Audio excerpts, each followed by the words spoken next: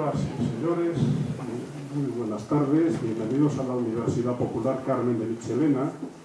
Esta tarde tenemos un buen amigo nuestro, lleva colaborando ya, creo que este es el cuarto año, ¿verdad? Sí, cuarto año, quinto seminario. Quinto sí. seminario, ¿verdad? Bueno, es el seminario de filosofía, y como tal profesor de filosofía, pues ha escrito un libro muy interesante, y claro, hace una presentación mediante una conferencia. No es simplemente presentar un libro escrito, sino va a tratar el tema en cuestión, en profundidad. Eduardo Agüero Maquern, que nació en Argentina, es doctor en filosofía por la UNED, con un premio extraordinario de doctorado. Él estudió filosofía en la Universidad Católica de Santa Fe, en Argentina, y en la Universidad Complutense de Madrid, en la que alcanzó la licenciatura en Filosofía y Letras. En Argentina fue profesor titular en la Universidad Nacional del Litoral. Fue profesor de Fundamentos Filosóficos de la Educación y trabajó en docencia en la Universidad Tecnológica Nacional y en la Universidad Católica de Santa Fe. Es profesor en la Comunidad Autónoma de Madrid, en la UNED desde el año 89, en los temas, las materias de filosofía del lenguaje e historia de la filosofía. Es profesor del curso de formación permanente de la UNED, la filosofía como terapia, del 9 al 16. Y actualmente es profesor del seminario de la filosofía, como os decía antes, como escuela de vida en la Universidad Popular Carmen de Michelena, desde el año 2015. Bien, pues no voy a decir mucho más porque realmente el tema es, iba a decir provocativo, pero no es la palabra apropiada, es un tema profundo. Yo agradezco y luego te paso la palabra. Agradezco. Trabaja duramente contra el academicismo institucionalizado. Es una declaración de principios. Ese academicismo hasta cierto punto ha monopolizado la enseñanza y el desarrollo de la filosofía. Él ha optado por una postura a la que él mismo llama subversiva, calificativo un poco, comprometida más con las personas que con los programas o textos. Bueno, pues no continúo mucho más. Muchísimas gracias a ustedes. Muchísimas gracias, Eduardo. Todos tenemos muchas ganas de usted. Vamos a comenzar. Muy bien. Bueno, pues agradecer las palabras de Gabriel Osejo y esta oportunidad que me da la Universidad Popular de Tres Cantos, institución sobre la que pienso hablar también un poquito, no en este momento, pero dentro de unos minutos, que para mí ha significado y significa algo muy importante. Bueno, pues una vez que agradezco también al público, conozco unos cuantos, algunos incluso repiten, porque hicimos otro tipo de presentación en su momento que a través de la editorial. Bueno, pues yo estoy muy agradecido y además me siento muy a gusto y, como he dicho por ahí, muy arropado. Estoy entre amigos, por lo tanto, esto siempre es un acto entrañable. Voy a pasar la palabra a Alberto Cerezo, que va a decir algo antes que hable yo. Alberto es un filósofo y entre sus peculiaridades es que fue alumno mío hace ya muchos años, hace más de 20 años. Entonces, pues para mí es un placer y un honor que haya aceptado este encargo de hablar aquí. Muchas gracias, Alberto. A ver, ¿se oye? Bien, vale. Si no se escuchara, por cualquier razón, desde el fondo lo decís. Un poquito más. ¿Así? ¿Mejor? Ah, más cerca, vale. A ver, ahora, ¿mejor? Allí en el fondo también. Muy bien, pues antes de nada, daros las gracias por asistir a una tarde como hoy. Muy buena tarde, por cierto, y venir a la presentación del libro de Eduardo. No sé cómo calificar a Eduardo, la verdad es que primeramente como filósofo, luego como maestro, o como profesor, mejor dicho, y luego como maestro. Creo que los tres adjetivos lo califican bien. En fin, para mí es un privilegio el poder que me haya invitado para presentar su libro y bueno, pues espero que os sea grata la velada, una velada filosófica, un día más. Pues bien, empezamos. Yo empiezo con la idea, parto de la idea de que no conozco a nadie que no le guste la filosofía. ¿Qué quiero decir con esto? Quiero decir que lo que agrada de la filosofía es precisamente el encuentro que tiene la persona con el pensamiento, el llegar a comprender a otra persona. Esto siempre es grato, siempre es agradable. Entonces, este modelo de encuentro, desde luego, se da no solamente en la filosofía, se puede dar en cualquier otra rama, pues en el arte, en la política. Entender siempre es grato. Lo que tiene de específico la filosofía precisamente son las preguntas, las cuestiones esenciales, que son las que nos interesan a todos. Por eso, con mayor fuerza, el comprender el pensamiento de un autor nos es doblemente agradable. Precisamente porque nos pone en sintonía con el autor. Esto es lo interesante. Decimos que cuando se reflexiona, decimos que somos muchas cosas, ¿no? Que por lo menos creemos que las somos. Quizá al final no somos nada de esto, o incluso a lo mejor, no sé, no somos ni lo que pensamos que seríamos, a lo mejor. Por eso pensamos precisamente en todas estas cuestiones. Una de las cosas que se abordan desde la filosofía es que somos intercambio. Antes de nada, somos intercambio de ideas, intercambio de conceptos. Es difícil imaginar un ser humano que esté en completa soledad. Es muy difícil imaginarlo. Nacemos con la capacidad de diálogo, de interacción. Dice la autora alemana Hannah Arendt que las cosas del mundo no se hacen humanas para nosotros hasta que podemos debatirlas con nuestros semejantes. Humanizamos lo que sucede en el mundo y en nosotros mismos cuando hablamos de ello, y en el curso de ese hablar aprendemos a ser humanos. Por eso decimos que a todo el mundo le agrada entender, ver satisfecha básicamente la necesidad de información que una persona tiene en su interior. Queremos saber si la otra persona que nos está escuchando, si siente, si piensa, si sufre igual que nosotros, si tiene nuestras mismas inquietudes, básicamente.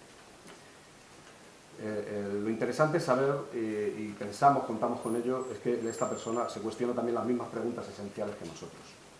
Estas preguntas quizá incluso puedan manifestarse o no manifestarse, puedan darse de manera inconsciente. Pues bien, puede ser que dichas preguntas a lo mejor nos asalten en una conversación donde quizá estemos muy implicados, o quizá en un evento como este, donde puedan surgir, o quizá por una pérdida dolorosa, o en fin, un fallecimiento. Algo de esto puede ser que nos provoque que asalten estas preguntas, ¿eh? Por eso nosotros necesitamos confirmar que las otras personas también sienten lo mismo que nosotros, que tienen esta misma inquietud. Pues bien, estas preguntas la mayor parte del tiempo permanecen con nosotros, nos acompañan, llevan ya tanto tiempo con nosotros de equipaje que prácticamente ni nos damos cuenta de ellas y sin embargo llegan a configurarnos, incluso hasta dominarnos en algunas ocasiones. Pues bien, creo que lo que sucede finalmente es que dejamos tan acostumbrados a las preguntas como estamos, que las damos por hecho, dejamos de preguntar estas preguntas esenciales, ¿no? Y de esta manera pues empezamos a vivir nuestra particular filosofía de vida. De alguna manera la filosofía de la no pregunta. Este es el tipo de vida a lo mejor que se puede estar llevando cotidianamente, ¿no? Y esto, claro, enlaza con el título del libro, la filosofía de la no respuesta, precisamente para la filosofía de la no pregunta. Este libro lo que busca es precisamente cubrir esta cuestión. Eduardo dice, la filosofía debe ser subversiva, el conocimiento es subversivo. En unos casos se trata de aprender y en otros casos se trata de desaprender, lo cual muestra el carácter y la actitud del pensamiento de Eduardo. Por supuesto, en la historia de la tradición ha habido muchos autores que han intentado abordar esta cuestión de las preguntas, siempre con el interés de alcanzar una verdad, ¿no? Por ejemplo, Martin Heidegger decía que lo interesante es hacernos las preguntas adecuadas. Aún no nos las hacemos. Aprender a pensar, aprender a preguntar. Esto es lo que está articulando Heidegger. No se trata solamente del contenido de la pregunta, sino la manera de articular esta pregunta. Está hablando de articulación, del momento, del rescate, del desvelamiento de la verdad. Pues, como decíamos al principio, intentemos sintonizar con el autor lo que está diciendo, a qué se refiere en esta explicación de lo que es el rescate de esta verdad, ¿no? En el pasado, por ejemplo, ligábamos el ser de las cosas con las cosas mismas. Decíamos que la cosa y su existencia era lo mismo. Y sobre todo esto se edificó la tradición filosófica. Pues bien, Heidegger explica, por ejemplo, una cosa es el ser, la existencia, y otra cosa es el ente, la cosa en sí. Y sigue diciendo, la verdad se articula durante ese desvelamiento, en el aparecer de lo que permanecía oculto. El Dasein le llama. Y por esto se liga este hecho al tiempo, el momento del aparecer. Básicamente este es el tema del libro de Ser y Tiempo de Heidegger. Otra propuesta de otro autor francés, por ejemplo, como es Gilles Deleuze, desde la visión rupturista, influenciado también por el psicoanálisis, propone reinventar todo, por ejemplo, aprovechando todo lo que hay existente ya en el pensamiento filosófico. Deleuze, por ejemplo, habla de que somos máquinas deseantes, abandonar el rostro, la identidad, adquirir nuevas rastrificaciones, admitir los flujos continuos en la realidad, sugiere nuevas formas de devenir, sugiere quebrar las líneas acostumbradas, abandonar estructuras arbóreas y reemplazarlas por lo rizomático, mantenernos en el lugar medio, ser como la hierba, colocarnos en nuevos paisajes poblados con la creación de nuevos conceptos que nos vuelvan a configurar de nuevo. Quizá esta terminología es cierto que dificulte la sintonización con este autor, pero el camino de la asimilación de estos términos, que he estado explicando, que quizá suenan un poco extraños, desde luego cuando se llegan a sintonizar resultan gratificantes, ¿no? Pero hay que hacer ese pequeño esfuerzo también por acercarse a la filosofía. El libro interesante de Deleuze es un libro que se llama Diálogos, que tiene con Claire Parnet de la editorial Pretextos. Es un libro pequeño pero bastante denso también. Pues bien, estos cambios, todas estas cosas no suceden de la noche a la mañana, quizá no sucedan nunca. El ser humano es siempre posibilidad de ser. El ser humano nunca se ha acabado, si no, de hecho no podría ser humano, de ser un ser acabado, finiquitado. El ser humano es responsable de sí mismo y se ve afectado por sí mismo por su minoría de edad, como decía Kant. Minoría de Kant en la razón. Minoría de edad en la razón, según decía Kant. El ser humano se descifra en el durante, en el camino que está recorriendo. Esto del camino es cierto que es muy escuchado, está muy manido ya por aquello del poema, del poeta, ¿no? El camino se hace camino al andar. Sin embargo, profundizamos poco en lo que implica este dicho, ¿no? de caminar el camino y cómo afecta desde luego a nuestras vidas. Lo cierto es que podemos decir bien poco sobre lo que es el principio y el fin. No podemos decir prácticamente nada. Esto sugiere que nos tenemos que definir en los términos medios, lo cual supone siempre la idea de que nunca hay un cerramiento, nunca hay nada acabado. La filosofía está tan viva como la persona misma que reflexiona sobre ella. Las respuestas cambian porque las propias preguntas también cambian. Las respuestas son distintas porque los momentos en que se producen también lo son. Lo mismo sucede con el tiempo. Es heterogéneo, hay muchas clases de tiempo. Está la línea tradicional hacia el fin, que camina hacia el fin del cristianismo, de la redención, el idealismo especulativo. Está el tiempo cíclico también, del eterno retorno griego, que viene a ser retomado, por ejemplo, por Vico también y por Nietzsche. Y luego está también el tiempo de los estados de conciencia, ¿no? Diferentes estados de conciencia, cómo discurre el tiempo, por ejemplo, un día de trabajo, un día de fiesta, o el tiempo que discurre en una sala, a lo mejor, de espera de un hospital. Son diferentes tiempos. Esta conciencia del tiempo varía también. Aunque lo cierto es que el tiempo siempre es una abstracción matematizable y medible que siempre ponemos enfrentado a un ente real, ¿no? a un tiempo real, tal y como lo entendemos. Por tanto, decíamos que la respuesta fue distinta según el tiempo en que se planteó. Nuestra tendencia siempre es, la del ser humano me refiero, a unificar el tiempo, unificar el concepto, unificar la respuesta. Todo ello para controlar y simplificar la diversidad de la naturaleza y así poder encasillar la respuesta escurridiza. Y seguimos en ello, incluso cuando no preguntamos en nada, somos portadores de un lenguaje que contiene en su interior el interés generalizado del ser humano. Preguntamos desde las estructuras de las respuestas ya convenidas de antemano. De hecho, esperamos el abanico de soluciones programadas, porque el propio lenguaje nos conduce ya a ellas, a las respuestas que podemos manejar. De ahí la no respuesta, o al menos no la respuesta tal como la esperábamos. Desde el grupo de encuentro de la comunidad filosófica, pensamos que el filósofo persona, también incluso el filósofo, el académico, debe estar donde suceden las cosas, donde se dan los acontecimientos. Estas se dan en esta supuesta realidad que admitimos como tal y que ha generado toda esta situación filosófica. También tenemos en cuenta el discurrir cotidiano, la manera de estar en las cosas, que nos marca unas pautas, unos modos, son los modos que podemos pensar. Pues bien, ¿hasta dónde el individuo se pertenece y hasta dónde se encuentra su límite? ¿Cuánto hay del individuo en sí mismo? Decía Jean Itard, un médico pedagogo francés del siglo XVIII, que el hombre no es sino aquello que se le hace ser. De este modo, vivimos en un territorio fronterizo y para no tener que repensar todo el argumento filosófico nos apoyamos en los textos. La idea es aprovechar lo ya andado. Nuestro pensamiento comienza donde otros lo dejaron. Por eso se hace necesario tener presente lo abierto, lo indeterminado. Es la razón por la cual muchos pensadores modifican su pensamiento o lo derivan a otras cuestiones. Esto sucede también, estas modificaciones, tanto en el arte como en la política, en la ciencia. Suele haber revoluciones que alteran los pensamientos iniciales básicos. Yo ahora actualmente propongo olvidar la jerarquía que puede imponer, por ejemplo, mayor valor a la noción de fuerte sobre la noción de débil. Quisiera que nos olvidáramos por un momento de pensar como lo fuerte es mejor y lo débil es peor, ¿no? En filosofía, cuando hablamos de un pensamiento fuerte, estamos hablando de un pensamiento estable, inexorable, sin fisuras, un pensamiento sistemático. Sin embargo, la no respuesta está más cerca del pensamiento débil. Y en esto débil se refiere a lo abierto, a lo que se aleja de lo redundante, de lo concéntrico, lo que obliga a ser creativo. Nietzsche promovía la repetición de la diferencia de lo constantemente renovado que exige ser creativo para crear nuevas diferencias, dejando espacio abierto para la creación. Esto es lo interesante y creo que la línea del libro de Eduardo creo que va por ahí.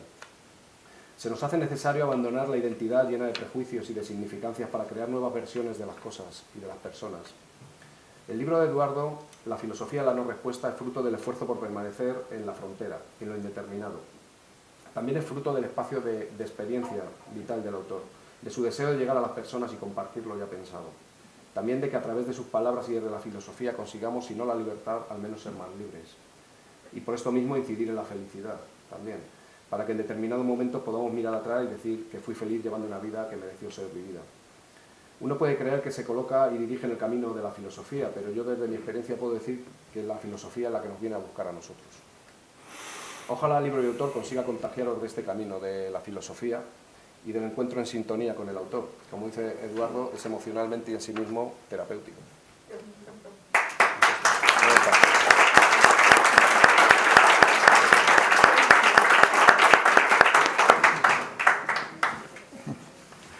Muy bien. Pues me he quedado pensando en las palabras de Alberto y efectivamente cuando comentamos un poco, no se trataba tanto quizás de hablar de mi libro en sí mismo, puesto que para eso voy a decir algunas cosas yo, sino que se trataba de expresar un pensamiento que es el suyo, que está muy en sintonía con el mío y no nos hemos puesto de acuerdo. Y eso por una razón, porque nadie inventa nada. Eso, quiero decir, los filósofos no somos gente que inventamos un sistema o unas estructuras determinadas, ¿no? Sino simplemente que somos hijos de nuestro tiempo. Entonces, si pensamos con sinceridad y con dedicación, más o menos vamos a pensar en las mismas cosas. De alguna manera, los que nos dedicamos a la filosofía somos portavoces de aquello que está ocurriendo. Y de alguna manera también lo explicitamos, lo presentamos y entablamos un diálogo con la gente, ¿no? Entonces, por eso me ha gustado una presentación también de este tipo, que también se usa, que es, él ha ido expresando una línea de pensamiento muy complementaria y muy en sintonía también con lo que yo estoy. Más que con la mía, con lo que yo estoy, porque estamos en lo mismo. Bueno, pues yo agradezco mucho, Alberto. Pues voy a deciros algunas cosas, claro. Efectivamente, como terminaba Alberto, esto es una invitación a la filosofía. Este acto es una invitación a la filosofía. Esto que hago yo en la Universidad Popular es una invitación a la filosofía. Y dije que me iba a referir a la Universidad Popular porque yo no soy tricantino. Bueno, casi nadie es tricantino, pero están todos los tricantinos que han fundado esta ciudad, ¿no? Tricantinos que han nacido en distintos lugares, los más de una cierta edad, ¿no? A partir de que han nacido antes de los 40 años o cosas por el estilo, ¿no? Pero entonces vine aquí y uno de los motivos casi por los que vivo ahora en Tres Cantos es porque tomé contacto con la Universidad Popular. Gracias a una invitación de Luis Martínez de Tejada, que nos conocimos en un acto y luego me presentó y desde ese momento no he estado aquí todo el tiempo. Todos los miércoles estamos, o casi todos, 2 horas durante bastante tiempo. Y además hay gente que está asistiendo a este seminario, a este lugar de encuentro filosófico desde el principio. Bueno, esto es un acontecimiento. Yo lo he explicado muchas veces. Acontecimiento no es algo que sea... A ver, ¿qué es un acontecimiento? Algo, por supuesto, que acontece, algo que está pasando. Pero si nosotros eso que está pasando no cae en la obviedad, si tomamos conciencia que tiene un carácter especial, lo podemos convertir en acontecimiento. Yo digo a veces, no lo digo con un sentido ampuloso, a lo mejor porque esto continuará independientemente de mí, pero cuando la gente se acuerda, oye, mira, aquí en Tres Cantos hay un polo de filosofía, hay un núcleo de filosofía que ha seguido trabajando y que otorga un cierto carácter a esta universidad que es impresionante. Yo lo digo sinceramente, lo conocéis seguramente más que yo, pero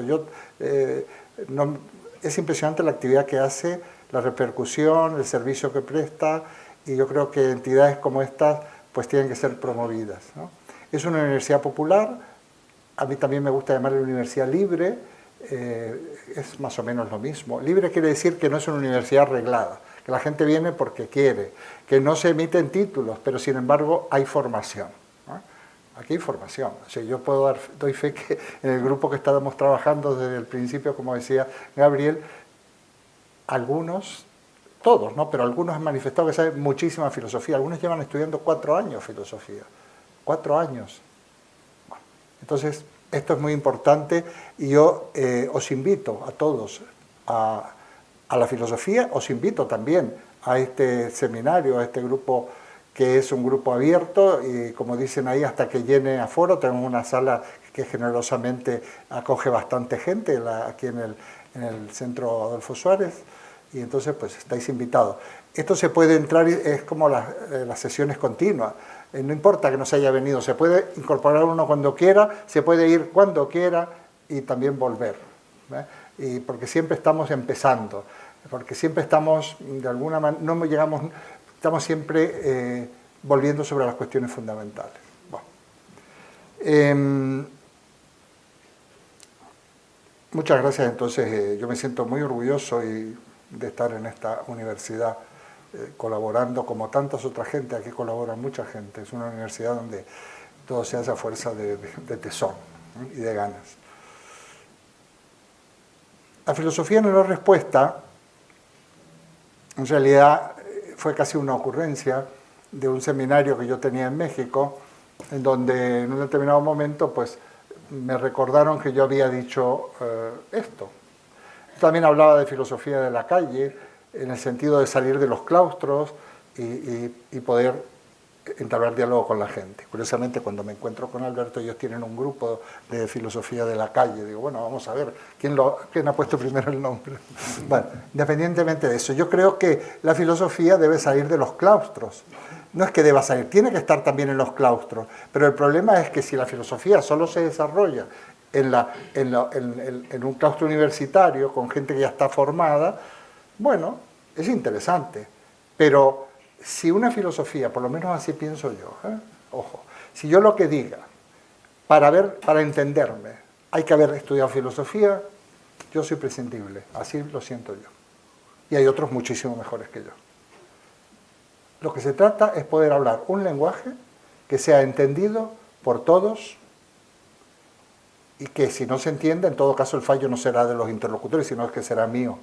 Porque desde luego que se puede entrar en el diálogo filosófico sin necesidad de haber estudiado filosofía previamente. Hombre, tenemos unos conocimientos, tenemos una filosofía de la vida, etcétera, que eso es algo previo que está ahí, pero daría lo mismo que para otras disciplinas. La filosofía es importante porque, y más allá de que esté en las escuelas y todo eso, no, por supuesto. No, ahora la filosofía tiene que salir en busca de los ciudadanos, porque nosotros en esta sociedad necesitamos de la filosofía, ¿eh? Se podrían hacer muchas reflexiones al respecto. Yo siempre digo, y no es un piropo ni ninguna ocurrencia, que somos todos filósofos y filósofas, porque ser filósofo no es otra cosa que querer conocer, desear conocer. Y todos los que estamos aquí, y los que no están, deseamos conocer.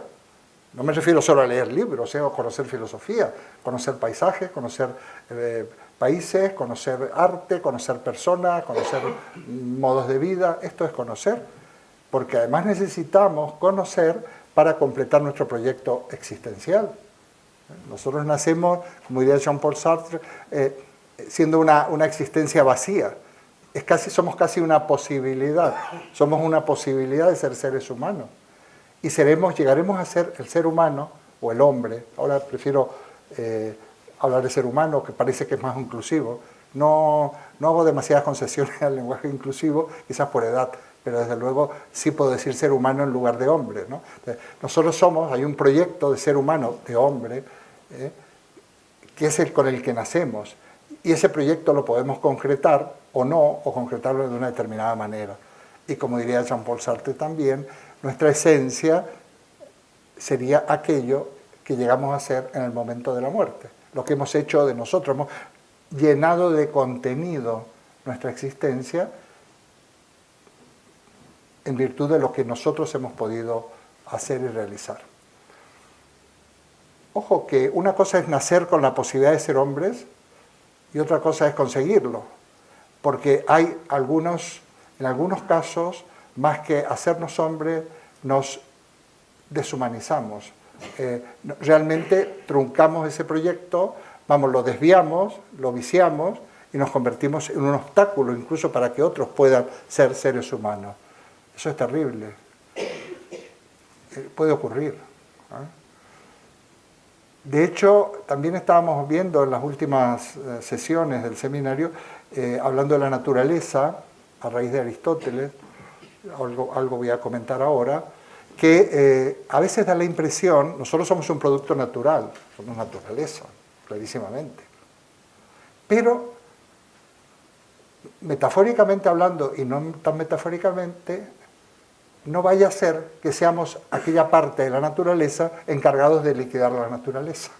Curiosamente, la naturaleza parece ser que tiene un principio de autodestrucción y que a lo mejor somos los agentes de ese principio de autodestrucción. Podría ocurrir. O sea, si nosotros atentamos contra la propia naturaleza a la cual pertenecemos, todos los desastres y todos los desequilibrios ecológicos, y no solo ecológicos, sino éticos, políticos, de gente que la mayoría de la gente pasa necesidades y no puede concretar ni mínimamente ni pensar en estas cosas porque se muere de hambre y de sed, pues algo extraño está pasando. Somos naturaleza y resulta que parece que podría perfectamente desaparecer nuestro mundo, quizás nuestro mundo solamente, no necesariamente el universo. No estoy hablando de ciencia ficción, estoy hablando de que realmente ojalá podamos ser fieles a ese proyecto inicial, tenemos todas las características biológicas que nos puedan permitir ser seres humanos. Bueno, pues en esta línea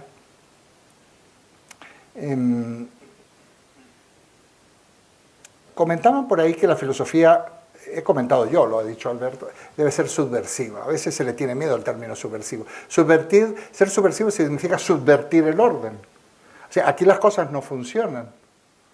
Realmente el orden establecido no funciona. No está funcionando, puesto que no está dando ni las más mínimas posibilidades de una existencia medianamente feliz a las personas. Y estamos hablando de nuestra sociedad, pero podemos hablar del mundo en general. Por lo tanto, esto hay que cambiarlo. Y para cambiarlo hay que desaprender. Término que no lo he inventado yo, pero que veo que lo usa mucha gente, pero tenemos que desaprender, porque lo que hemos aprendido muchas veces es un freno o un obstáculo para poder avanzar. Estamos como enredados en prejuicios, ojo, en prejuicios. Prejuicios es algo ya, o posturas asumidas que no estamos dispuestos a cambiar. Y mientras nosotros no estemos dispuestos a cambiar, no va a poder haber aquí una evolución hacia situaciones mejores, ¿no? Entonces, el desaprender implica también ser subversivos. Un filósofo, y somos todos filósofos, y no digamos nada los que nos dedicamos más a tiempo completo a esto, debemos ser incómodos, debemos ser personajes incómodos, debemos interrogar, debemos cuestionar. más que las respuestas, se trata de plantear preguntas, o por lo menos, ya me dice Alberto de la no pregunta, vamos a la no pregunta y la no respuesta, no, broma, a ver dónde nos quedamos. Pero efectivamente lo que tenemos que hacer es apoyar que la gente se cuestione. Tenemos modelos históricos del propio Sócrates, lo que se dice que Sócrates decía, porque Sócrates no dejó nada escrito, pero Platón, por ejemplo, nos lo presenta muy bien. Se trata de plantear las cuestiones, ¿no? De ayudar o ser de alguna manera como aquella comadrona que ayuda a que la señora dé a luz, pero la que da a luz la verdad, la que da a luz al niño es la señora, no la comadrona. Pues nosotros podemos, ya me refiero al papel del filósofo como maestro, como filósofo que está de alguna manera planteando estos interrogantes, lo que pretende es que los demás, lo que pretendemos que los demás den a luz la verdad y nosotros ser simplemente como comadronas. Esto nos lleva un poquito a la cuestión de la verdad. Yo no estoy en este momento, como comprenderéis, desarrollando un tema. Estoy planteando cuestiones que van a quedar sin terminar, puesto que para eso están los seminarios de los miércoles, incluso hasta el libro un poquito, también, en donde sí que sería interesante hacer una breve, pero quizá un poquito más detenida, alusión a la verdad. El ser humano, una de las maneras, cuando se interroga, lo que quiere es descubrir la verdad, o por lo menos lo correcto o lo que lleva a alguna parte. Entonces sería muy interesante, o por lo menos interesante afirmar aquí o presentar qué es la verdad. Bueno, pues la verdad ha tenido a lo largo de la historia pues muchas acepciones, ¿no? Por ejemplo, la verdad era la esencia de las cosas para un Platón o para un Aristóteles. La verdad es lo que las cosas son. O sea, que un olmo no da peras, que las peras las dan los perales. La verdad es que hay una esencia de olmo, de peral, que hace que dé peras. Entonces no hay que pedirle peras al olmo. Entonces esa es la verdad de las cosas, lo que decían los antiguos de alguna manera, y también los medievales, la verdad ontológica, lo que las cosas son. Según Aristóteles, por ejemplo, y según Platón, nosotros podíamos conocer la esencia de las cosas mediante unos procedimientos y aplicando nuestra inteligencia de una determinada manera. Bueno, pero para mí eso ya es un poco ingenuo, porque la verdad de las cosas, ¿quién sabe lo que son? Sinceramente, las cosas tendrán su verdad y por supuesto tendrán su estructura. Por ejemplo, los seres vivos. ¿Qué es un pino? Pues lo saben muy bien los botánicos. Nosotros también podemos saber lo que es un pino, por supuesto. De hecho, algunos compran pinos o abetos para adornarlos para Navidad. Pero ¿cuál es la esencia de pino? No lo sabemos. ¿Cuál es la verdad de ser pino? Tampoco lo sabemos. Lo que está claro es que la verdad en realidad tiene que ver con los significados que nosotros le damos a las cosas, o con el sentido.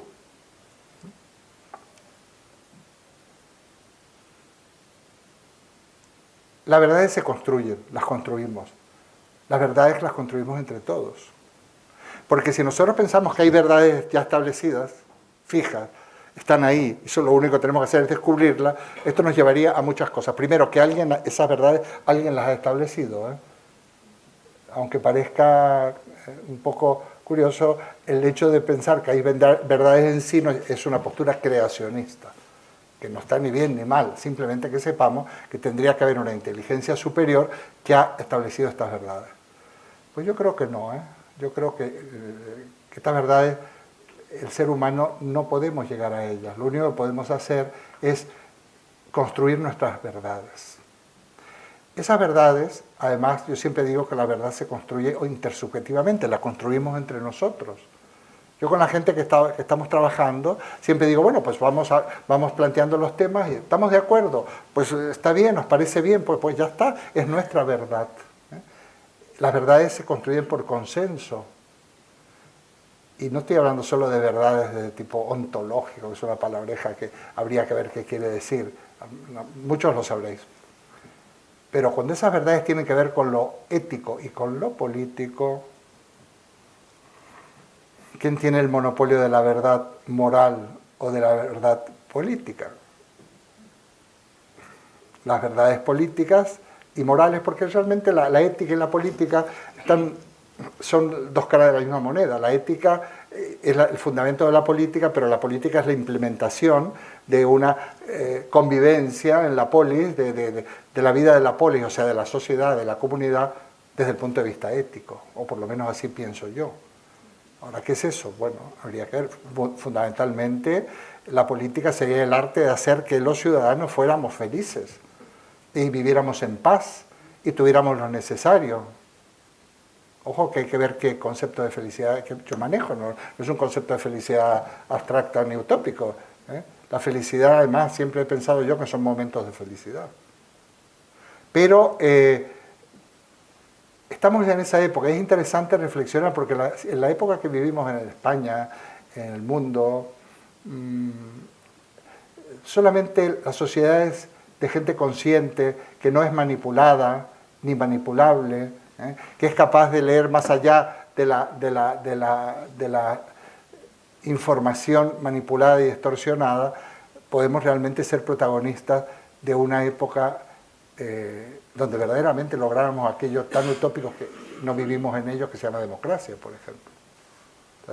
Esto afecta, o sea, la filosofía afecta e incide directamente en la armonía social y política y en la felicidad individual y también comunitaria. Yo siempre digo que es imposible ser feliz en una sociedad de gente infeliz.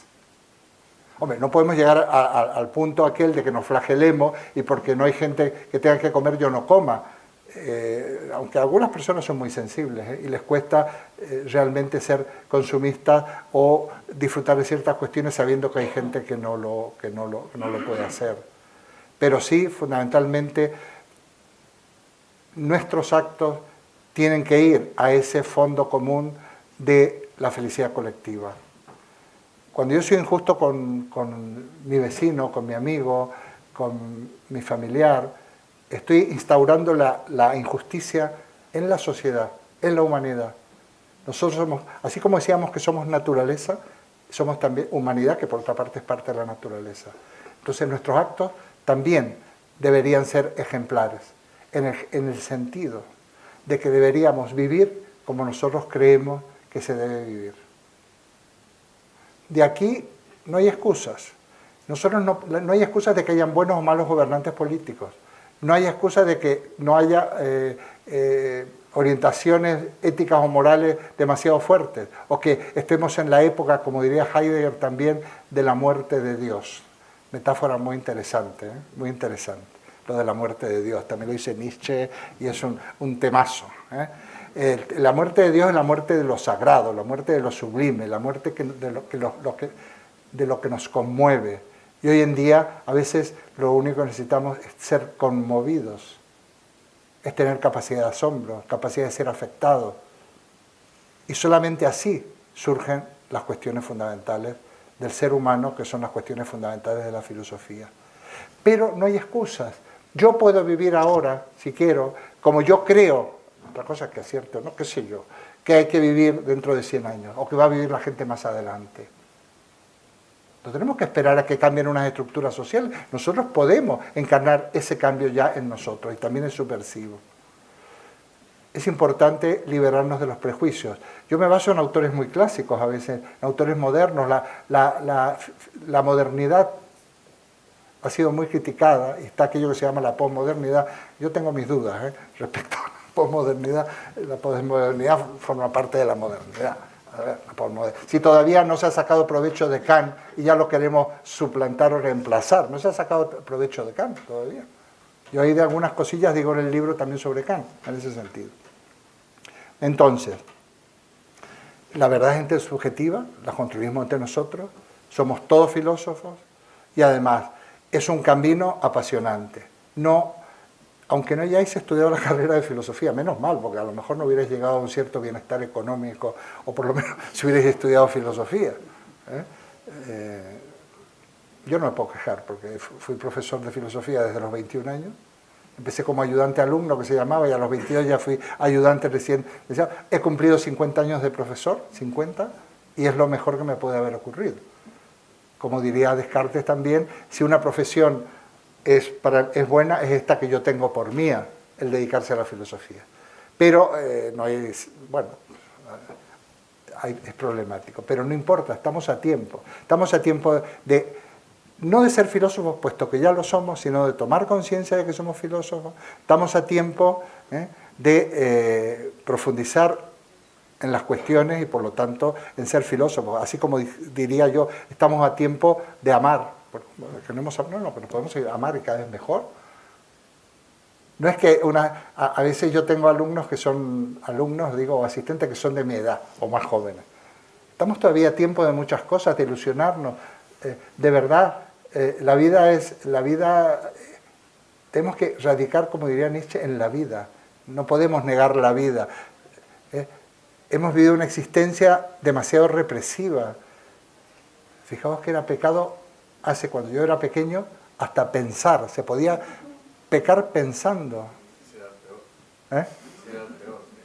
Era lo peor, porque entre otras cosas, si tú no lo tenías en cuenta, si te morías, te ibas al infierno, ¿no? Es una cuestión anecdótica para distender un poco las cosas. Yo hice la primera comunión a los 7 años. Supongo que también sería normal aquí. Cuando yo hago la primera comunión, yo estaba en los hermanos maristas en Argentina, nos dice uno, el director espiritual, qué sé yo, un hermano, porque no eran sacerdotes del todo, que era el maestro, dice, bueno, ahora vais a confesar, pero por favor no dejéis de confesaros todos los pecados, porque si cometéis en sacrilegio vais al infierno seguro. 7 años.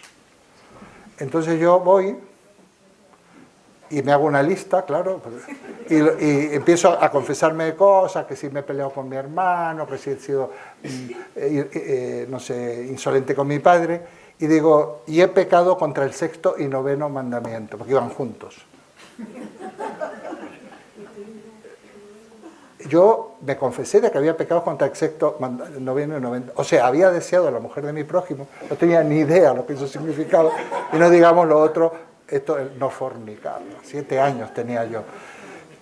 Pero es que hubo un irresponsable que me dio la absolución y me recetó, digo, o me dio una penitencia de 3 Ave María o lo que sea. Por lo tanto, ahí me inyecta el sentimiento de culpa. Entonces, claro, se podía pensar de esto. O sea, yo me confesé de eso y no me dijo, no, pero mira, a ver, no hubo ninguna orientación en ese sentido. Entonces, hemos vivido una sociedad en donde hoy en día nos damos cuenta de todo lo que estuvo prohibido, todo lo que nos impidieron hacer, todo lo que nos aprendieron a disfrutar, porque disfrutar no se puede, somos culpables si disfrutamos. Nosotros tenemos que pedir perdón, como diría Freud en El malestar de la cultura, obrita que hemos estado analizando con los amigos, por el hecho de existir. Es que hasta nacemos con un pecado original. O sea, tenemos que pagar un tributo toda nuestra vida por estar vivos. Eso nos impide vivir. Pues se puede vivir, pero para eso hay que ser filósofo, ¿no? Bueno, vamos a hablar un poquito del libro, pero más que nada para que, por si os animáis, y también para que no os asustéis en su momento. A ver. El libro se puede leer de muchas maneras. Este es un libro que no es una novela que siga una línea, tampoco es un tratado en donde yo estoy exponiendo un autor o unas ideas y si no he entendido la número 1 no voy a entender la número 2, no va por ese lado. En este libro hay una propuesta que yo pretendo que sea sencilla, pero que no creo que porque sea sencilla sea una trivialización. Yo he procurado huir de palabras que hay que explicar esas palabras para poder seguir entendiendo, que más o menos se entienda. Entonces, hay una propuesta y luego hay el desarrollo de unas cuestiones que para mí son claves. Pues la cuestión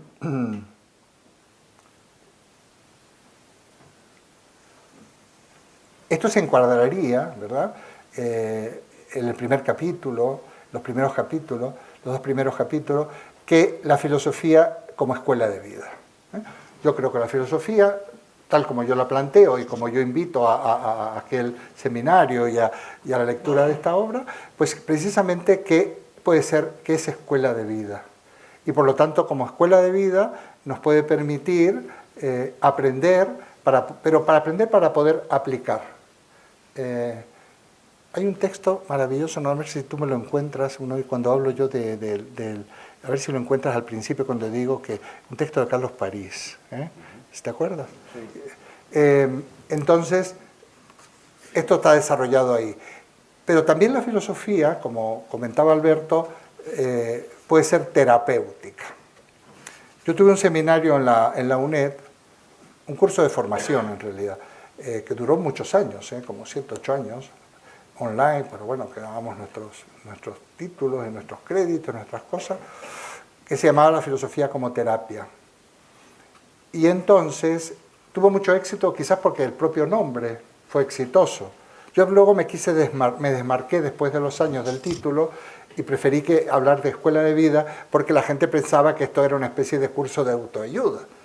Y yo, con todos los respetos, yo no sería capaz de orientar no me puedo a veces ni autoayudar a mí mismo, mucho menos a los demás, ¿no?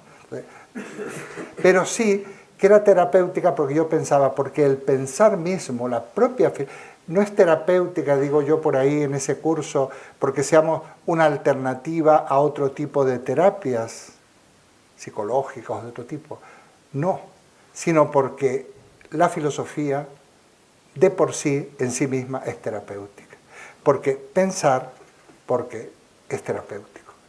Y también los que me suelen oír los miércoles saben que yo no hablo de pensar como de lucubrar no, pensar es pensar en lo que hay que pensar. O sea, plantearnos las cuestiones fundamentales de nuestra época y de nosotros mismos. A nosotros no nos interesa, a mí no me interesa conocer, no sé, Platón para poder hablar en una cena o en un banquete sobre Platón o entender de arte abstracto o quién sabe de qué. No, a mí me interesa fundamentalmente porque puede dar pistas para la vida. Nosotros algunos ya estamos teniendo, yo no, pero a lo mejor algunos sí, más tiempo. Pero yo no apuesto por un saber de lujo que sea para iniciados y para gente opulenta. Hay un saber de urgencia que tenemos que adquirir y que nos falta todavía para poder ser felices y hacer que los demás lo sean. ¿Has encontrado el texto? Yo en el libro, lo podría decir yo, pero nadie lo dice mejor que Carlos París, un gran filósofo español fallecido ya hace 3 o 4 años, de casi 90 años, que fue fundador, por ejemplo, del Departamento de Filosofía de la Universidad Autónoma de Madrid cuando se fundó. Bueno, y tiene una trayectoria larguísima y una de sus últimas obras son, por ejemplo, para que veáis simplemente el título, Ética Radical o la época de la posverdad, ¿cómo se llama? No de la posverdad, sino la época de la mentira, ¿no?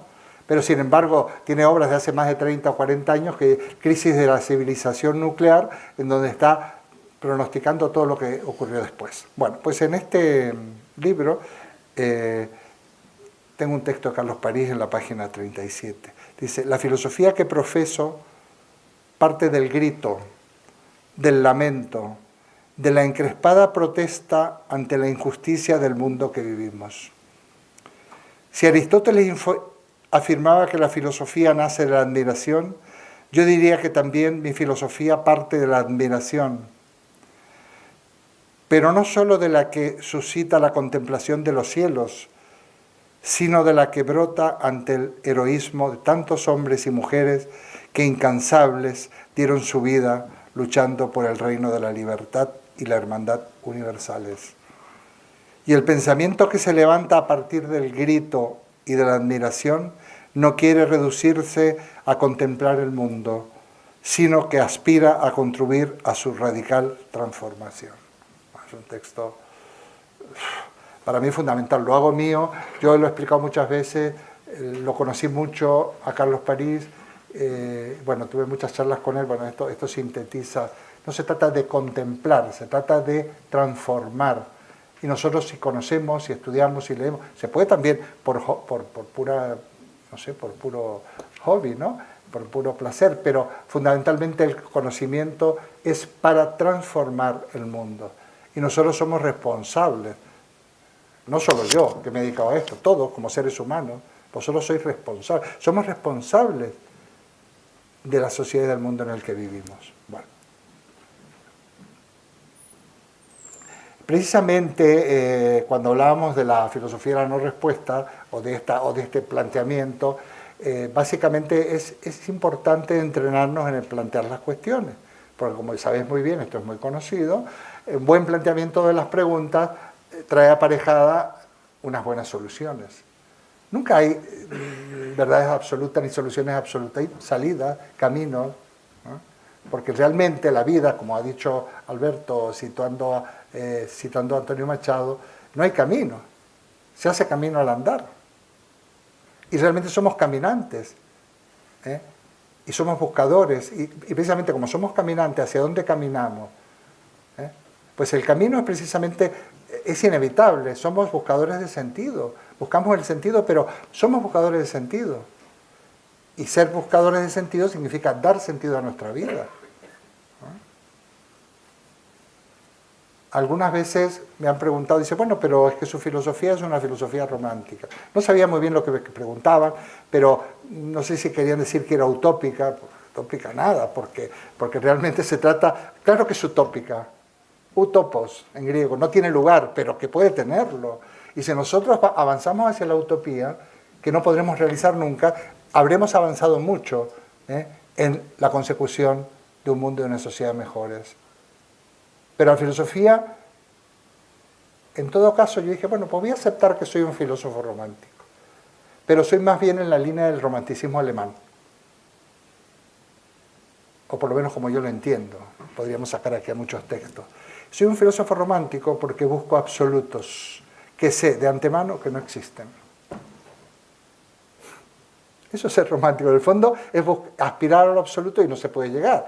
Incluso a veces en España el romanticismo español es una dialéctica con la muerte, que es una dimensión del absoluto, que es una manera de conjurarla, ¿no? El romanticismo alemán va en una línea muy parecida. La muerte y el absoluto son bastante inabordables ambos. Entonces, no importa, porque lo importante está en el camino.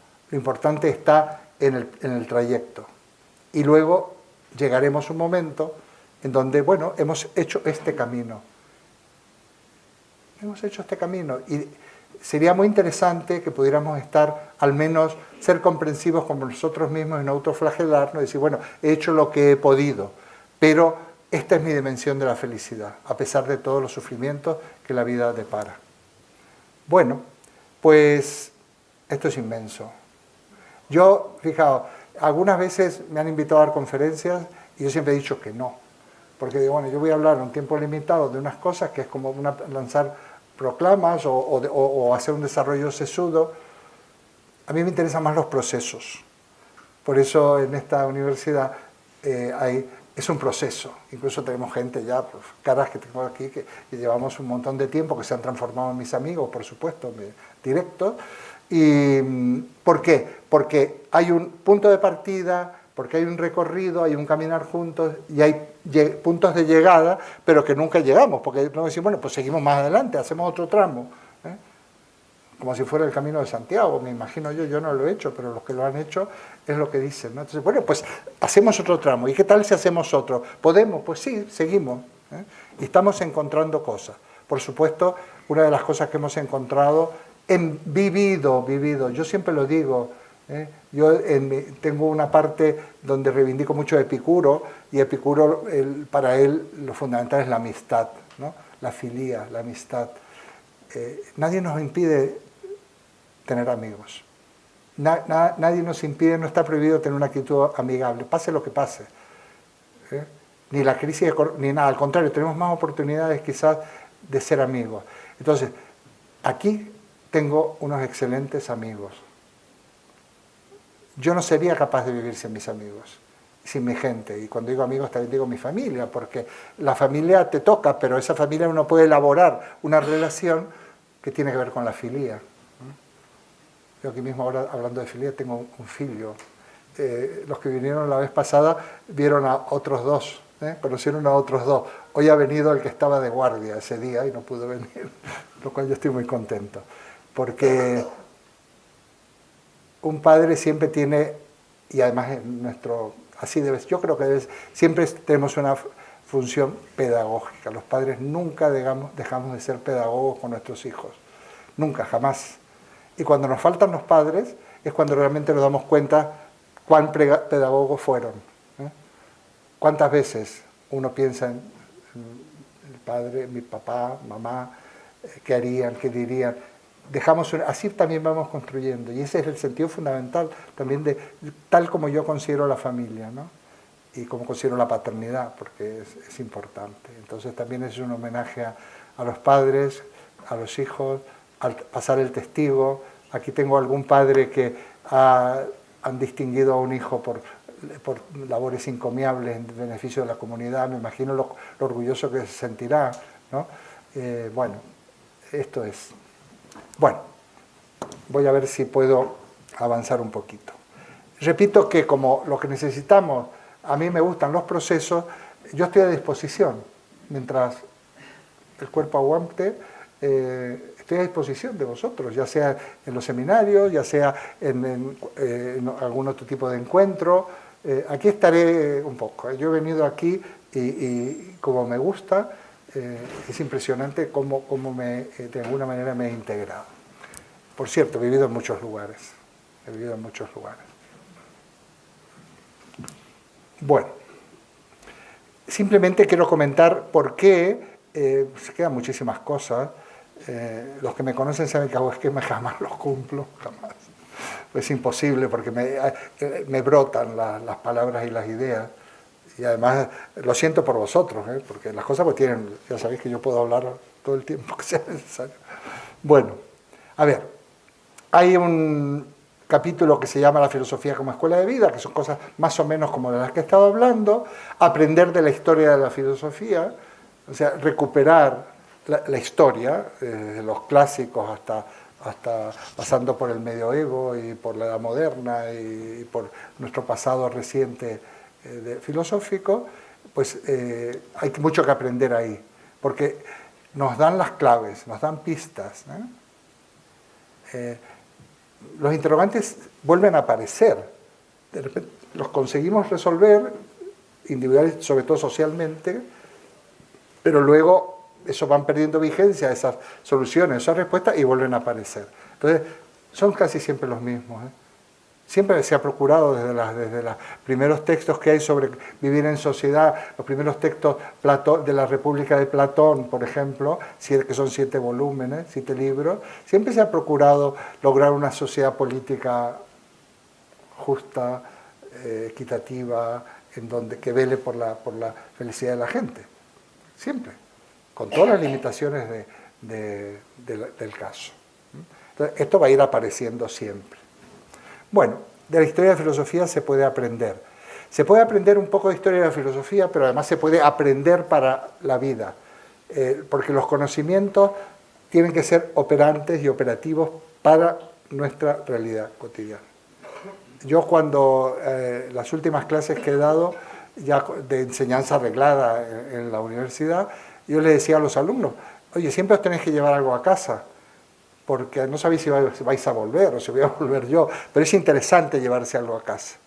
Yo vivía en la Sierra Norte, cuando volvía a casa en coche, estaba como una hora, pues todas esas ideas, lo que yo había dicho en esa clase, me iban dando vuelta, porque lo que yo digo aquí, lo primero que pasa es que me interpela a mí, me interpela a mí.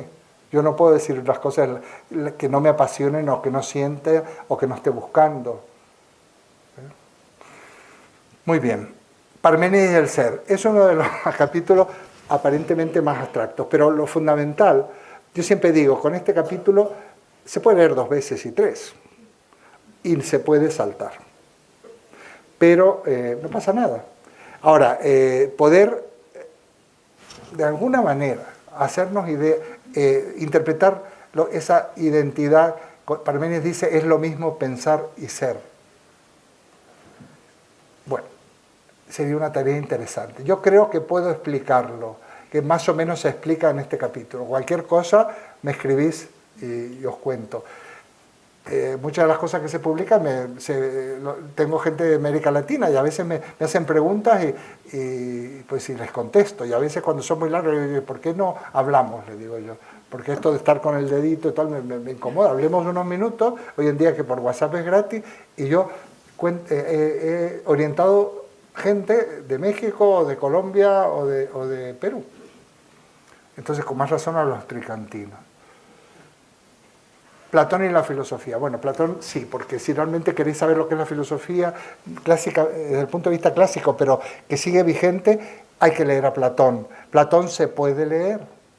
Parménides se conservó un poema de más o menos equivalente a 3 páginas en Word, y de la mayoría de los pensadores no se ha conservado nada, sobre todo cuando se destruye la Biblioteca de Alejandría. Pero Platón está en los diálogos. Hay unas magníficas ediciones, por ejemplo, todos los diálogos están en la editorial Gredo, con buenas traducciones, etc. Por cierto, uno de los problemas de la filosofía son las traducciones. Pero yo aquí hago alusión a un episodio del banquete de Platón, cuando nace el nacimiento de Eros, porque Eros es un personaje maravilloso, ¿no? Muy interesante. Es el ser humano. Eros es el hijo del dios de la riqueza y de la diosa de la pobreza, de Poros y de Penía, y está condenado, que todo lo que consigue, puede conseguirlo, lo que necesita, pero lo va a perder.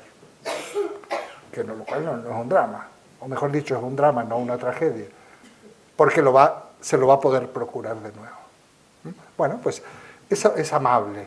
Bueno, pues está el famoso mito de la caverna, que lo estudian todos los que han ido a los institutos, que ahora son la mayoría, pues reflexionan en algún momento sobre ese pasaje del libro séptimo de la República. No está de más que lo hagamos nosotros, porque los que están en la caverna, prisioneros, en la oscuridad, viven en el engaño, del cual hay que despertar y tenemos que desaprender, tenemos que dejarlo atrás.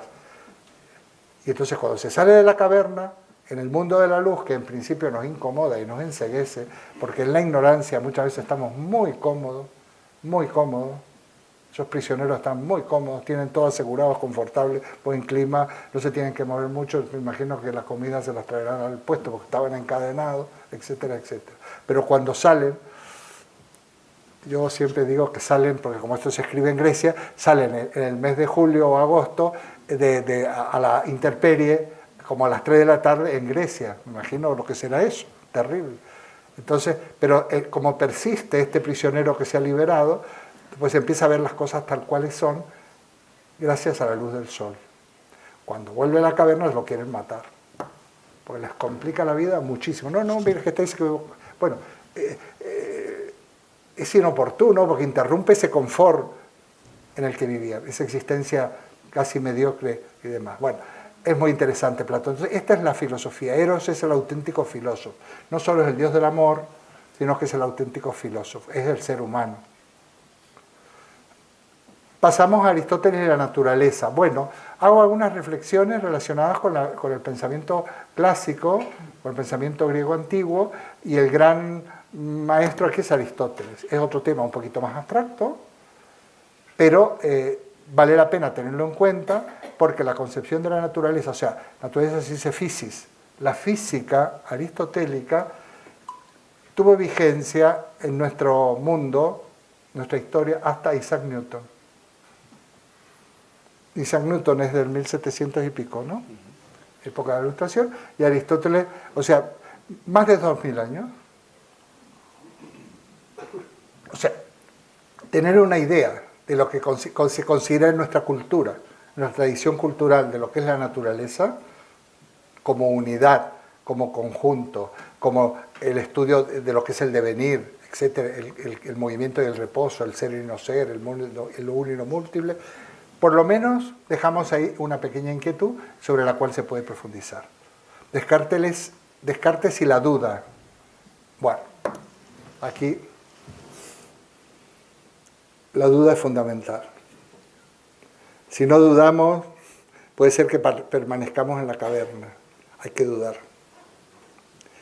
Fijaos que Descartes, el discurso del método es una maravilla, pero quizás sea una de estas obras que no sea tan fácil leer sin algún guía, pero es una maravilla.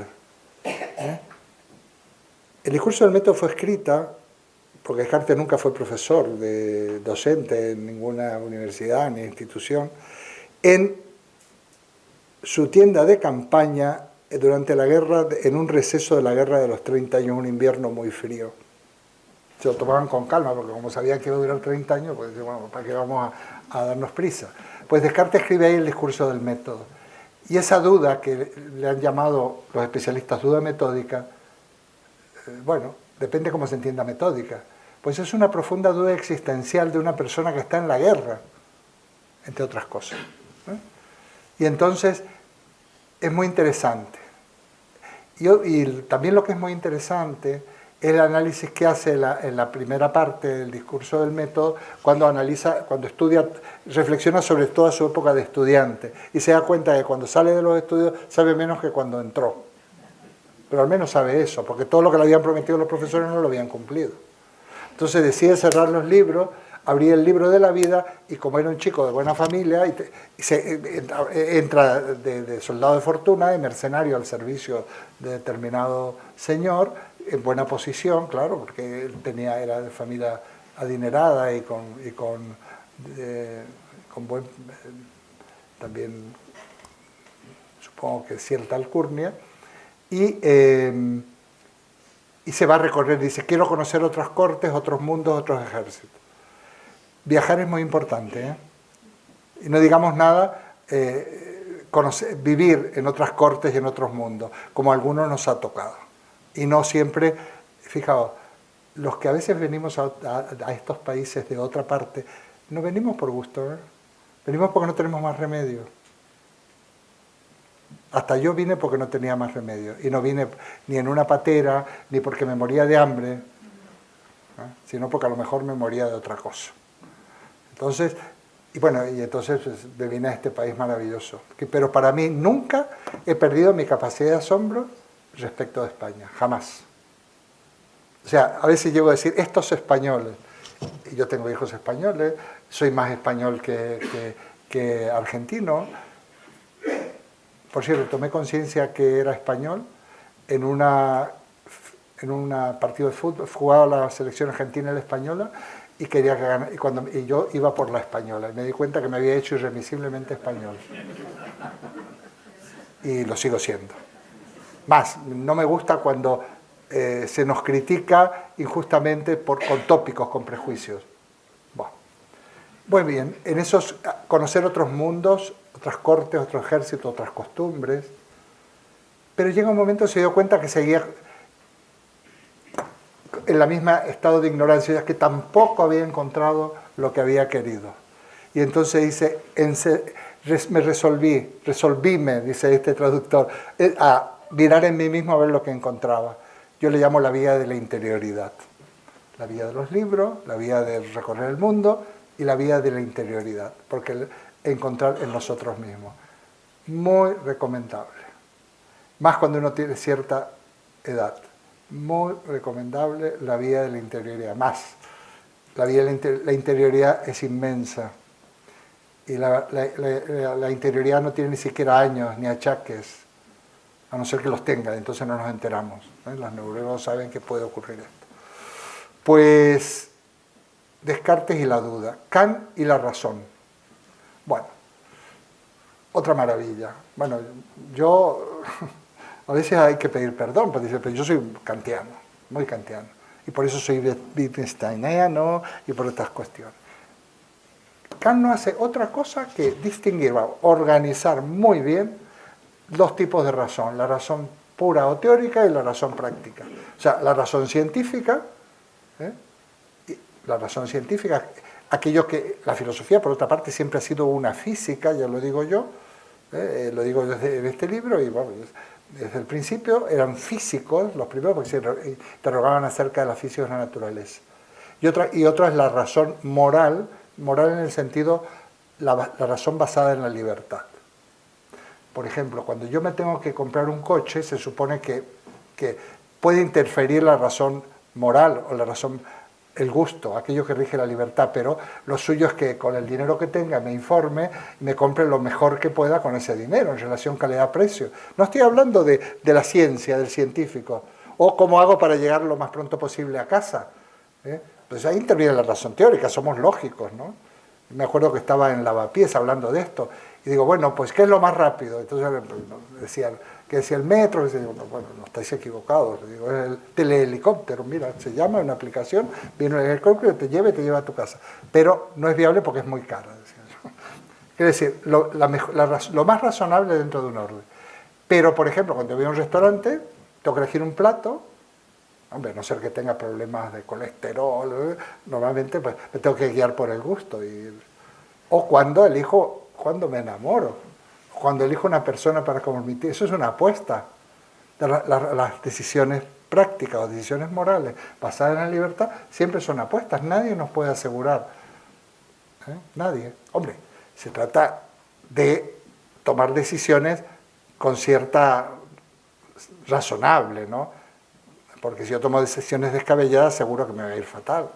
Si yo digo, no, es que yo ahora quiero ser jugador de baloncesto, además en la NBA, me parece que no va a ser posible.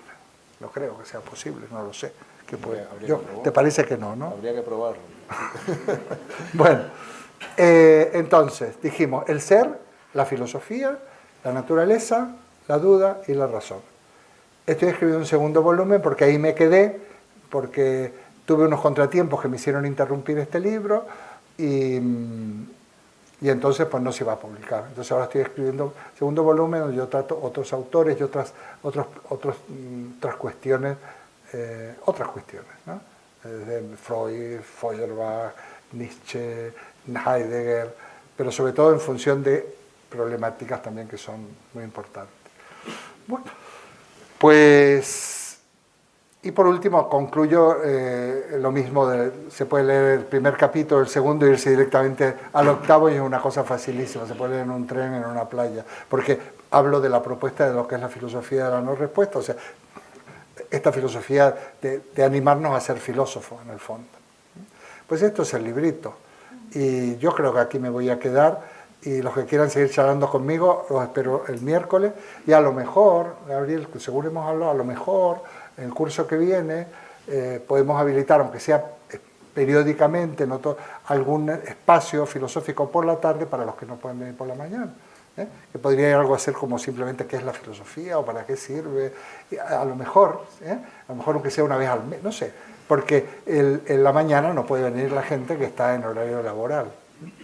Bueno, pues yo con esto os doy las gracias. Y estoy dispuesto a entrar en algún tipo de debate o de cuestiones. Muy bien.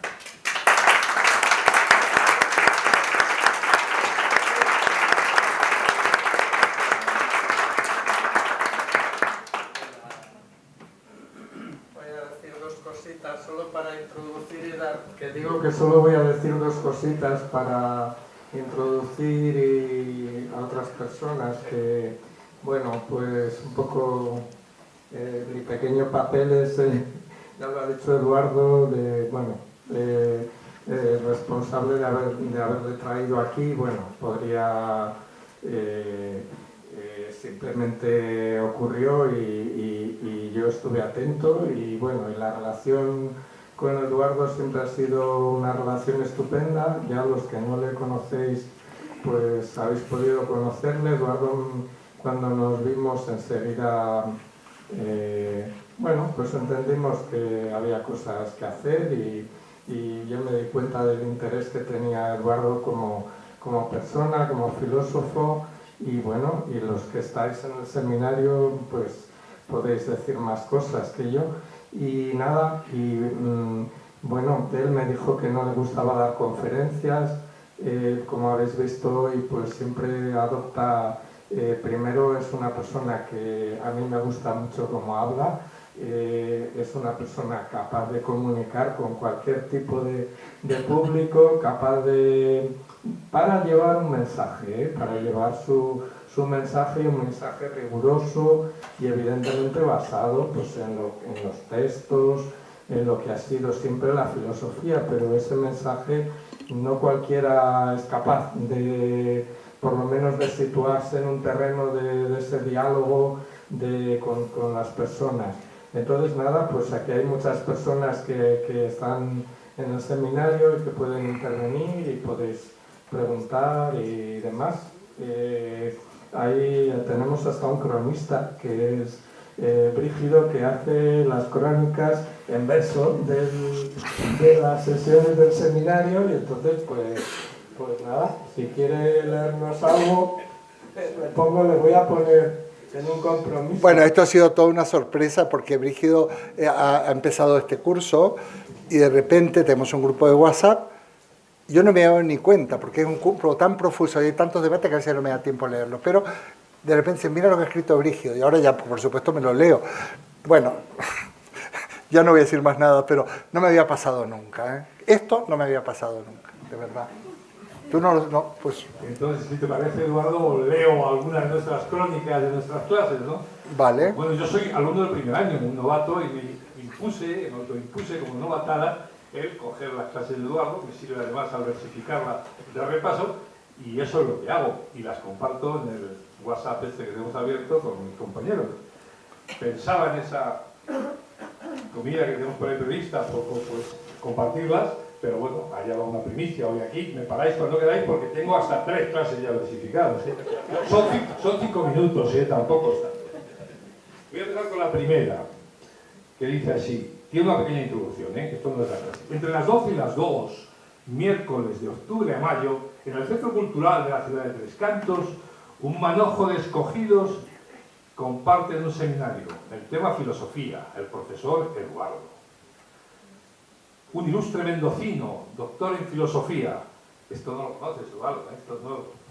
Un ilustre mendocino, doctor en filosofía, condenado a la docencia por 40 años y un día.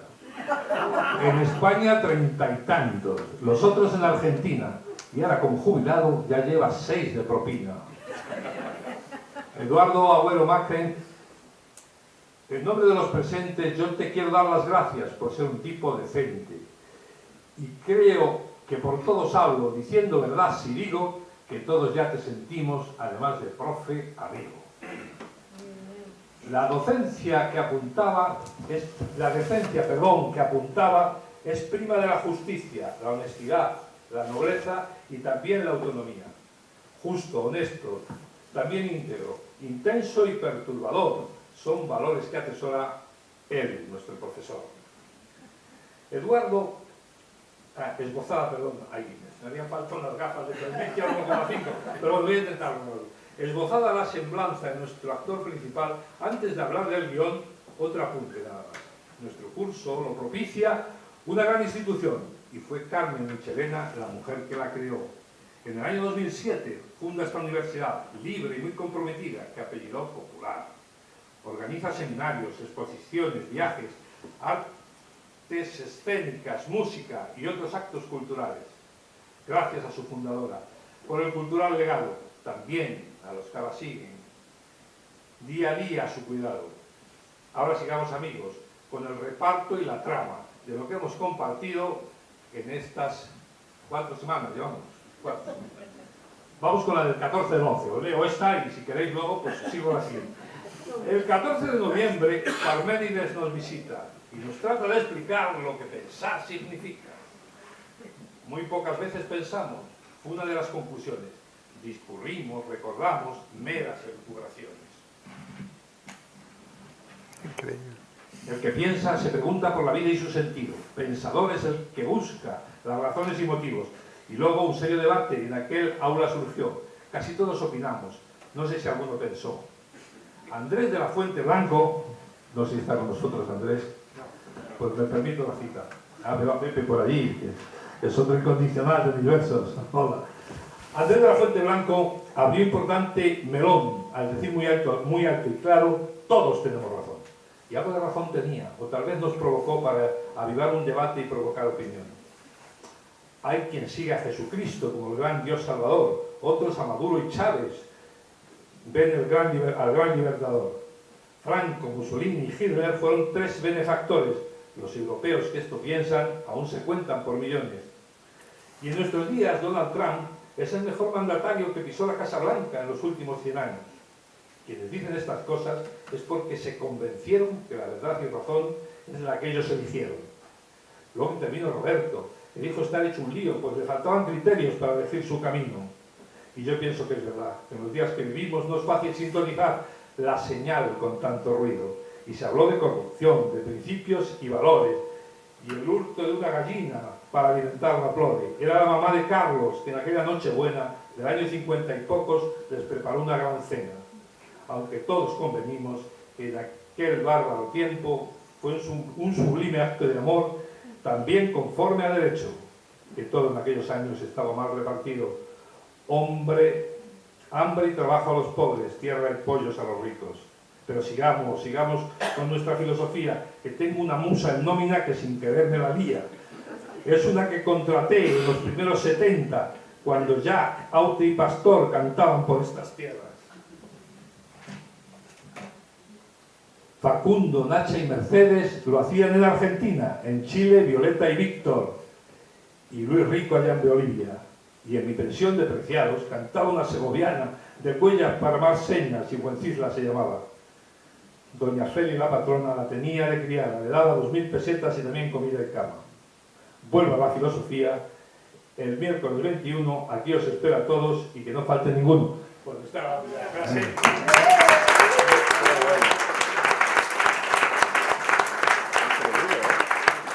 Pues ya lleva 3 o 4 y además hace una síntesis increíble. Bueno, una sorpresa. Muchas gracias. Verdaderamente.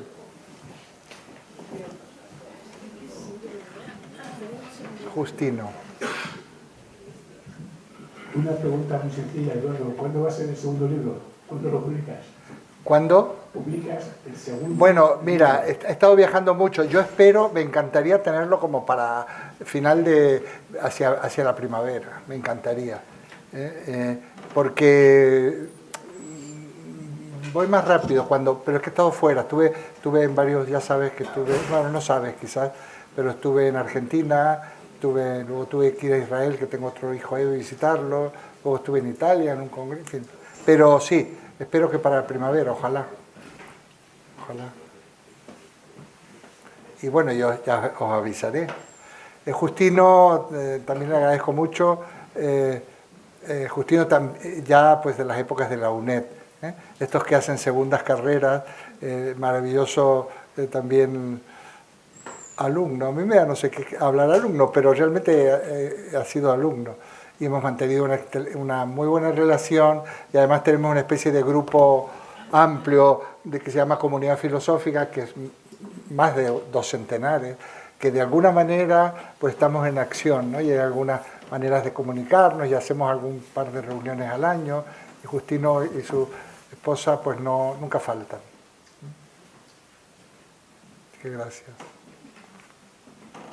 ¿Alguien más? ¿Alguna cosa que no os haya gustado, que queréis preguntar, que me digáis esto que hay que... A ver, menos mal. Bueno, me ha gustado mucho la exposición que has hecho y entiendo y he sacado conclusiones. Y una de ellas es que la poesía, en cierta medida, lo importante que tiene es esa capacidad de dar respuesta. De hecho, es una cosa intrínseca a la humanidad, al hombre, a la persona. Los niños pequeños, todos hemos tenido esas grandes experiencias, nos asaetan a base de preguntas. Todos son preguntas, y esas preguntas que se hacen los niños es precisamente esa aproximación a la filosofía y esa aproximación al conocimiento que consisten nuestras respuestas, ¿no? ¿Qué ocurre? En la exposición que has hecho y en la forma en la que lo has llevado, te has quedado en la razón. Yo he llegado a entender que cuando intentamos dar respuesta a estos niños, que lo que se hacen son preguntas filosóficas, en la esencia de la filosofía, yo creo que hasta ahí llegamos. Más adelante, según veamos lo que das en el segundo libro, no creo que seamos ya capaces de dar esa respuesta a esos contenidos que espero que sean ellos. Y no he podido asistir a estos seminarios pues por eso, pues que no se puede, uno no es dual. ¿Por qué? Perdón, ¿por qué? Que no es dual. ¿Por? Dual. Que no es dual. Ah, claro, claro. Bueno, pues te agradezco mucho. Sí, yo espero que... Mira, en este segundo libro me meto con temas muy a fondo. Un tema que estoy trabajando mucho, vamos, estoy pensando mucho en ello, precisamente la cuestión, os va a llamar la atención, de lo sagrado y de lo que llama Wittgenstein lo místico, ¿no? Wittgenstein, que es un autor es un lógico que trabajó con Bertrand Russell, en fin, un filósofo llamado de la filosofía analítica, tiene una obra que se llama Tractatus, en latín, lógico-filosófico, y pone prácticamente toda la estructura del mundo, de todo lo que se puede decir racionalmente en fórmulas lógicas. Y cuando termina ese libro dice, bueno, esto es de lo que se puede hablar, científicamente. Y a partir de ahora, y de lo que no se puede hablar, mejor es callarse, dice Wittgenstein. Y aquí se abre el terreno de lo místico, de lo sagrado. Es inmenso. De lo que se puede hablar es la punta del iceberg. Y todo lo demás es de lo que no se puede hablar. Y ahí tenemos que meternos. Y eso está en esa interioridad de la que hablaba Descartes, ¿no? Porque claro, está el lenguaje, hemos hablado de la razón, han salido unas cuestiones, porque he tenido que simplificar, ¿no? Mejor dicho, cortar. Pero básicamente yo considero, por ejemplo, que el lenguaje más adecuado es el lenguaje del arte, el lenguaje de la poesía, el de la música, el de la pintura, porque hablamos con respeto de lo que realmente no se puede hablar. Entonces, pues ahí hay propuesta. Entonces, para mí eso es lo sagrado y es una dimensión de la divinidad, y no estoy haciendo proselitismo, ni soy pastor, no soy predicador, ni nada por el estilo, más bien se me achaca todo lo contrario, y sin embargo es la búsqueda de lo divino que hay en la naturaleza y en el ser humano, ¿no? De lo sagrado. Lo sagrado, que es lo que conmueve.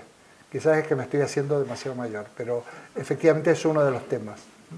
Y entonces me voy a basar, una obra que realmente recomiendo, que yo lo leí cuando tenía 18 o 20 años y la he vuelto a ver, es La esencia del cristianismo de Feuerbach. Es un autor ya del siglo XIX y realmente parece ser que ahí surge el ateísmo y es una obra para los amantes de lo sagrado y de lo místico maravillosa. Maravillosa. Por supuesto que en ciertos momentos ya me conformo también y me gusta mucho leer a Santa Teresa de Jesús. Esos son mis derroteros. Leonardo. Sí, Teodoro. Voy a soplar un poco la mano porque como hablas tanto en este rato que ya me está sudando. Yo, sabes que yo suelo decir lo que pienso, lo que siento más bien, y en este momento tengo que decirte que hoy no me ha gustado demasiado toda esta cosa que nos has contado porque para mí me supera. Quiero decirte que a mí me gusta escucharte cuando hablas de un tema concreto, pero claro, cuando hablas tantas ideas y tantas cosas, y tanto Aristóteles y tanto no sé qué y tal, pues yo ahí ya me pierdo. Pero en fin, sabes que te aprecio mucho, que he aprendido contigo mucho, que soy un alumno no como tú de edad, sino mayor, que eso te lo has dejado. Sí. Eso es evidente, ¿no? Y que estoy muy agradecido a todo lo que me has enseñado y que bueno, he mejorado bastante, pero en fin, hoy me he dado cuenta que todavía me falta mucho por mejorar y por tener una vida así un poco más plena, que se puede decir, ¿no? Muchas gracias, Eduardo. Y yo te agradezco a ti. Y a ver cuándo vuelves, porque aquí se puede volver siempre. Sí, no, es que sabes lo que pasa, que en estas circunstancias es muy difícil desarrollar un tema concreto. Ha sido más bien un presentar, un invitar, un dejar cosas, de eso se trata. Es una de las intervenciones más difíciles, porque había gente que yo no las conozco, que no estamos siguiendo un proceso, lo que yo decía, pero bueno, a lo mejor os habéis llevado alguna idea del asunto. Y tú pues ya sabes que eres de nuestros predilectos, no solo míos, sino de los compañeros, y a ver cuándo vuelves. Está bien ir a cuentacuentos y a biodanza, pero se puede volver. No, él es un gran experimentador. Yo no sé si vas a las setas de Luis. Las setas yo no voy a volver, las setas de Luis no, porque hay que reptar por el barro. Querido maestro, una pregunta. ¿Usted cree que alguien ha salido de la caverna aquí?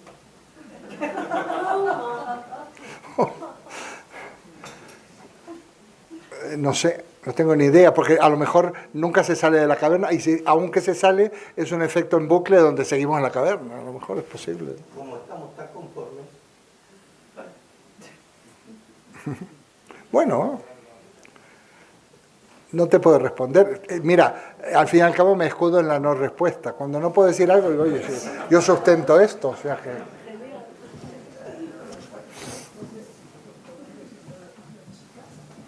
Bueno, pues si alguien quiere que le firme algo, pues me ha dicho que había algunos que sí, pues me lo hago ahora. Muchísimas gracias.